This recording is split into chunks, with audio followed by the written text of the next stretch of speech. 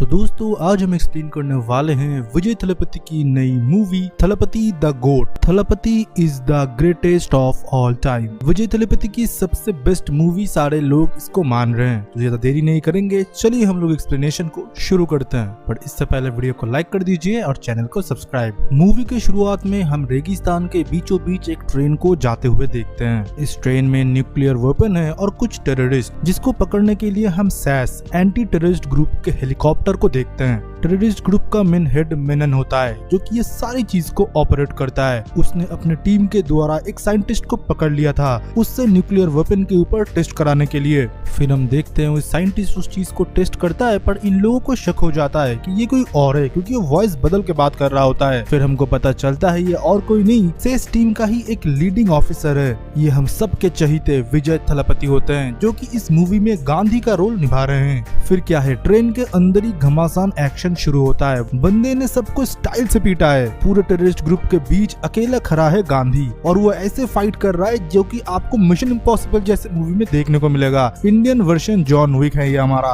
पर इनके लोग हेलीकॉप्टर के ऊपर गोली चला रहे थे, और हेलीकॉप्टर से जब ये लोग गोली चलाते हैं तो ट्रेन के पिछले वाले बॉगी में आग लग जाती है। ये था तो एक साइलेंट ऑपरेशन, उनको वे न्यूक्लियर वेपन चुराना था और मेनन को भी उठाना था, पर हो गया वायलेंस, पूरे ट्रेन को ही आग लग गई। ट्रेन के अंदर 2-3 और ऑफिसर भी ऑपरेट कर रहे थे, उन लोगों ने भी टेररिस्ट को मार गिराया था। पर मेनन उधर से भाग निकलता है, पर ट्रेन में आग लग जाता है और धीरे धीरे आग इंजन तक फैल चुका था। कभी भी ट्रेन विस्फोट कर सकता है। सारे टीम मेंबर हेलीकॉप्टर पे लौटने लगे, और लास्ट में गांधी था, वो न्यूक्लियर वेपन उधर से उठा लेता है और ट्रेन के विस्फोट करते ही टाइम तुरंत वो अपने बैग में भर के हेलीकॉप्टर से निकल जाता है। पर उधर फंसा रहता है मेनन, और सबको लगता है कि उस ट्रेन ब्लास्ट के साथ मेनन भी खत्म हो चुका है। फिर हमको गांधी की वाइफ को दिखाई जाती है, जो कि अभी हॉस्पिटल में एडमिट हुई पड़ी है। उसको और एक बेबी होने वाला है, और इनका पहले से एक बच्चा होता है जो कि महज 5 साल का है। उसका नाम होता है जीवन। 3 लोगों की सुखी परिवार है, और चौथा मेंबर आने ही वाला है। गांधी को हमेशा एक बेटी ही चाहिए थी, पर उसके वाइफ को चाहिए था एक बेटा। गांधी तो बड़े बड़े टेररिस्ट ग्रुप से लड़ जाता है, इंटेलिजेंस एजेंसी से लड़ जाता है, पर डरता है सिर्फ अपनी वाइफ अनु से। फिर हम पार्टी में देखते हैं सैस की पूरे टीम को,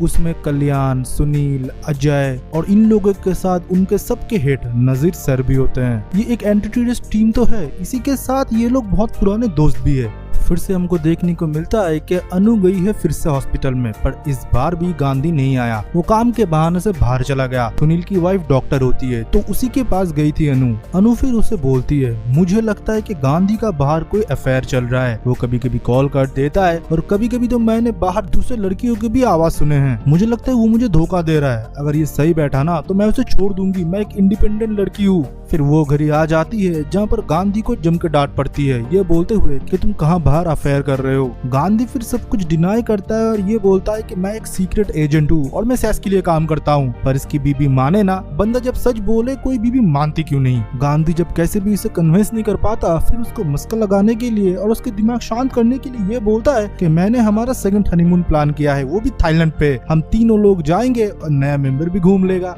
और उसकी बीवी तब झट से मान जाती है। लड़कियों को मनाना कितना आसान होता है। फिर हम देखते हैं कि उसके टीम मेंबर समझा रहे होते हैं कि तू एक मिशन पे जाने वाला है, वो भी तेरे फैमिली के साथ। गांधी फिर बोलता है कुछ भी नहीं होगा, मैं हूं ना इनके साथ, अगर मैं नहीं गया तो मेरी गृहस्थी टूट जाएगी। फिर हम देखते हैं कि गांधी जाता है उनके फैमिली के साथ थाईलैंड, और बहुत मजे करते हैं उनके बेटे के साथ, नए आने वाले बच्चे के साथ और बीवी के साथ भी। सारा दिन वो लोग घूमते हैं, और रात को आता है नजर सल का कॉल। वो गांधी को फोन करके बोल देते हैं कि मिशन ऑन है। फिर हम देखते हैं कि गांधी और कल्याण जाते हैं एक पब में, और उधर जाके उनको एक सीक्रेट कोड चुराना था। भाई मानो बंदे ने चुराया एकदम मिशन इम्पॉसिबल जैसा। विंडो तोड़ा, पैराशूट खोला और निकल गया, मानो बाएं हाथ का खेल था उसके लिए। पर उसके फेस को बहुत लोगों ने आइडेंटिफाई कर लिया था। मुश्किल तो आगे आने ही थी, क्योंकि गांधी को चुपचाप कोई काम करना बिल्कुल पसंद नहीं था। वो हमेशा अपना छाप छोड़ ही जाता है। फिर अगले दिन जब ये लोग मार्केट में घूम रहे होते हैं, कुछ गुंडे इनके पीछे पड़ जाते हैं। गांधी कैसे भी करके अपने बीवी बच्चे को लेके एक टैक्सी में बैठता है, और टैक्सी ड्राइवर को इन लोगों ने पहले ही शूट कर दिया था। गांधी फिर टैक्सी भगाता है, और पीछे इन लोगों की कार होती है जो कि गांधी को मारना चाहते हैं। इस दौरान दौरान गांधी की वाइफ के पेट में लेबर पेन शुरू हो चुका था। वो दर्द से तड़प रही होती है, पर गांधी के पास कोई ऑप्शन नहीं था। उसको इन लोगों से लड़ना भी पड़ रहा था और अपने बीवी को संभालना भी, और इसके साथ इनका छोटा बच्चा भी था।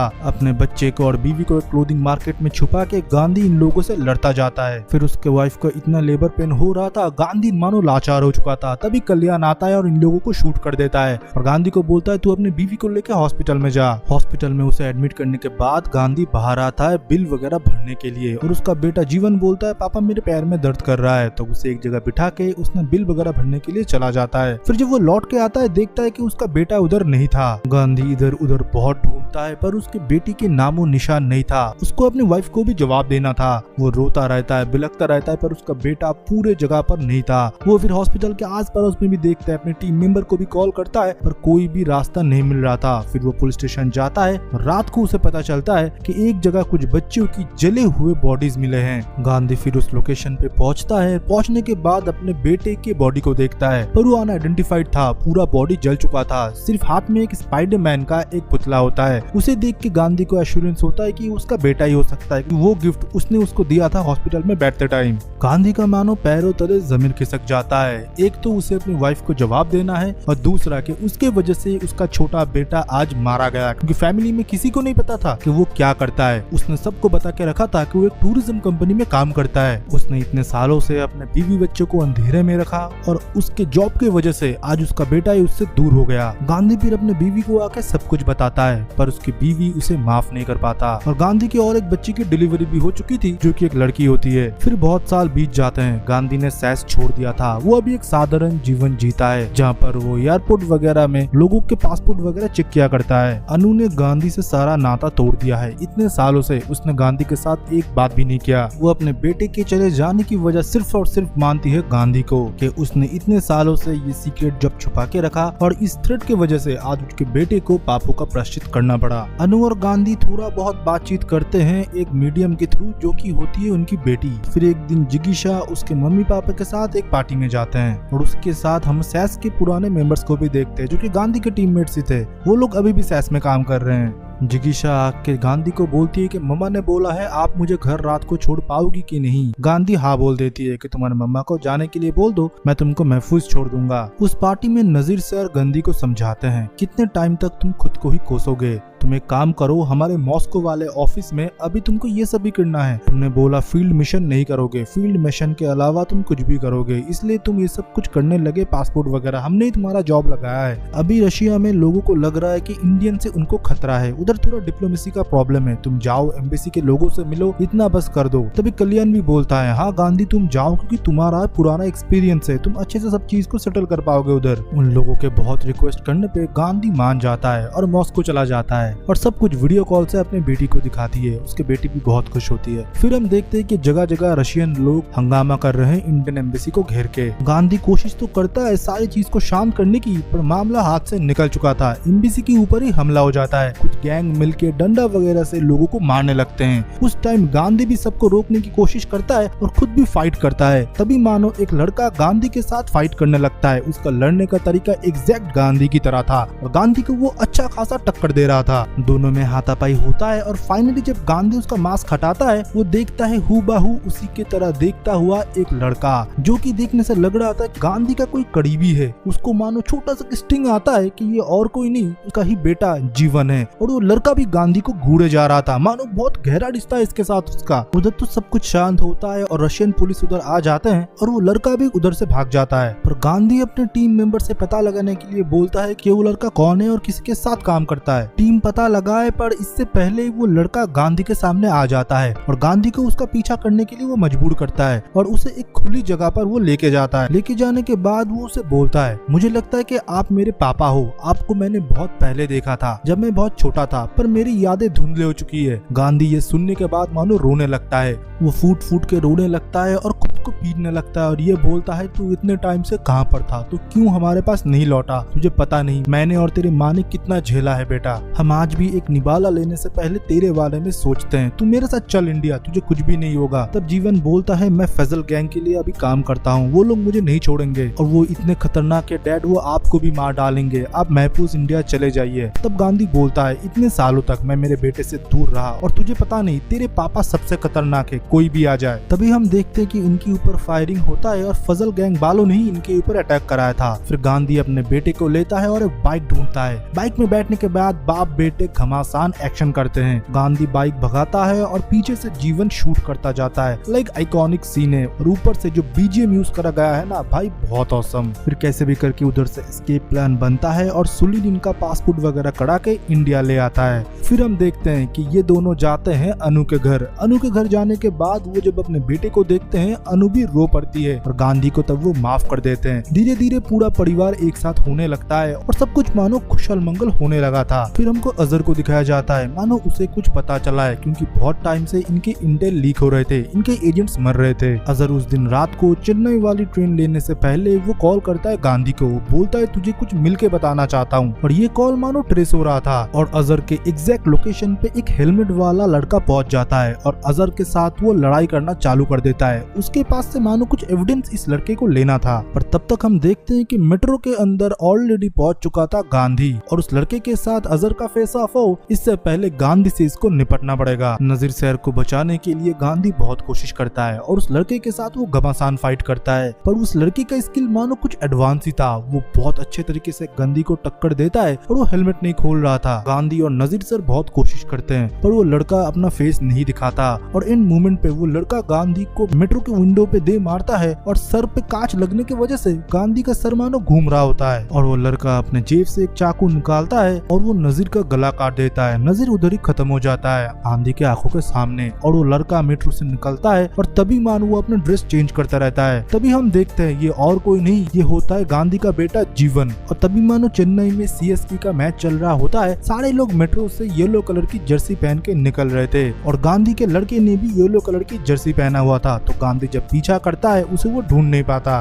फिर हमको जीवन के हिस्ट्री के बारे में दिखाया जाता है। असलियत में हॉस्पिटल में जब जीवन चोरी हुआ था वो और किसी ने नहीं, वो चोरी करवाया था मेनन ने, मतलब मेनन जिंदा था। अभी हम पहले वाले ट्रेन वाले सीन पे जाते हैं जहाँ पर पूरा ट्रेन ब्लास्ट हुआ था। उधर मेनन के फैमिली भी थे। वो ट्रेन ब्लास्ट की वजह से उसकी पूरी फैमिली मर चुकी थी, सिर्फ वो ही जिंदा था। वो भी वो जमीन पे गिर चुका था और उसके सारे कपड़े में मानो आग लग चुका था। तभी वो ये खुराफाती प्लान सोचता है कि बेटे से बाप को मरवाएंगे, तो उसने एक लोकल गैंग से बच्चे को पहले अगवा कराया, फिर उस बच्चे को इतना टॉर्चर कराया, उससे भीख मंगाया कि वो सब कुछ भूल जाए, उसकी पुराना सारा पास्ट वो भूल जाए। और उसने वो जले हुए बच्चे का भी उधर प्लान कर दिया था कि गांधी को लगे कि उसका बेटा जीवन मर चुका है। पर जब लोकल गैंग गांधी के लड़के को परेशान कर रहा होता है और टॉर्चर कर रहा होता है, एक मसीहा के तरह उधर मेनन आता है और उन सबको मारता है और इस बच्चे को बचाता है। पर ये छोटा बच्चा समझ रहा था कि मेनन ने उसे बचाया है, असली में कल्प्रिट तो मेनन है जिसने ये पूरा खेल रचा था। इसमें ये शामिल नहीं था कि इन लोगों को ये मार देगा। फिर उसे छोटे से वो बड़ा करता है और ये विश्वास दिलाता है कि वही उसका असली पापा है जो कि बायोलॉजिकल नहीं है, उसने उसको बचाया है। और धीरे धीरे अपना पूरा कारोबार बिजनेस वो जीवन को सौंपता गया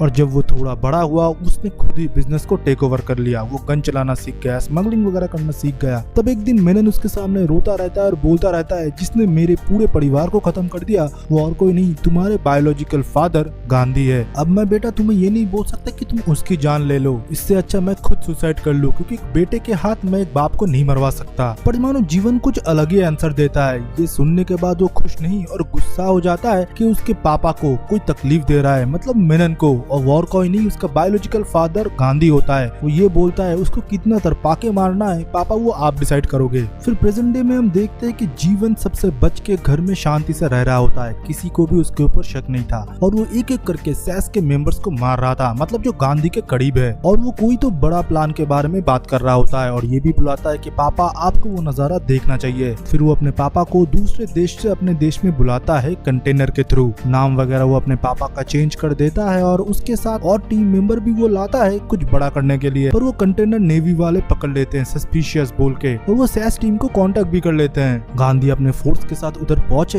इससे पहले जीवन ने फोर्स के एक आदमी के लड़की को किडनैप करवा लिया था। वो और कोई नहीं सुनील होता है, जो कि गांधी का पुराना दोस्त है। गांधी को सुनील की वजह से वो कंटेनर छुड़ाना पड़ता है, फिर भी जीवन उसके लड़की को मार देता है। फिर जब गांधी बोलता है कि नेवी कंटेनर का सीसीटीवी मंगवाने के लिए, तब उस सीसीटीवी में उसे मिनन दिखता है और उसे पता लगता है कि जरूर कुछ ना कुछ अभी होने वाला है, क्योंकि मिनन लौट के आया है। कंटेनर छोड़ने के लिए उसका दोस्त कल्याण बहुत इंसिस्ट कर रहा होता है, तब उसके ऊपर भी थोड़ा गांधी का शक बैठता है। और दूसरी जगह हम देखते हैं कि सीएसके का सेमीफाइनल चल रहा होता है मुंबई के साथ, और जीवन उधर प्लान करता है कि पूरा स्टेडियम ही वो ब्लास्ट कर देगा। गांधी फिर से सारे क्लू जोड़ने की कोशिश करता है और उसे मिलता है और कोई नहीं, उसी का ही बेटा जीवन, जो कि मेन कल्प्रिट होता है, उसके टीम मेंबर्स को मारने वाला। क्योंकि जीवन के लौटने के बाद ही ये सब कुछ शुरू हो रहा था और अपने घर पे ही ध्यान नहीं दे रहा था, जो कि एक स्पेशल ऑफिसर को पहले देना चाहिए। गांधी जीवन को अरेस्ट करे उससे पहले जीवन ने उसको घायल कर दिया था, और जब गांधी को होश आता है वो अपने बीवी और उसे एक जगह बंधा हुआ पाता है। उसके सामने मिनन खड़ा हुआ था।